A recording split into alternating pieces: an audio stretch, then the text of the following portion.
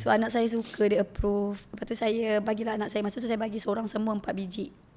Masa sampel lagi. Saya bagi semua seorang 4 biji.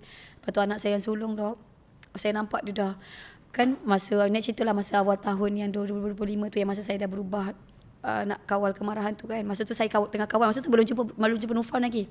Masa tu tengah kawal kemarahan. Lepas tu saya tengok dia, lepas tu saya datang dekat dia, saya panggil dia, Firas, Mama minta maaf. Masa tu ada momen yang saya tak boleh lupa. Saya bawa dia kat bilik bawah. Cuma saya dengan dia berdua. Saya peluk dia kuat-kuat. Sebab setiap kali saya nampak dia marah, saya sakit. Setiap kali nampak dia baran tu, saya sakit. Sebab dia mengingatkan saya yang baran. Menyebabkan kita sakit lah. Kita rasa macam salah aku. Kita salahkan diri kita. Lepas tu saya datang dekat dia, saya bawa dia kat bilik bawah, saya peluk dia kuat-kuat. Mama minta maaf, Firas jadi macam ni. Masa tu dia baru lepas marah adik dia.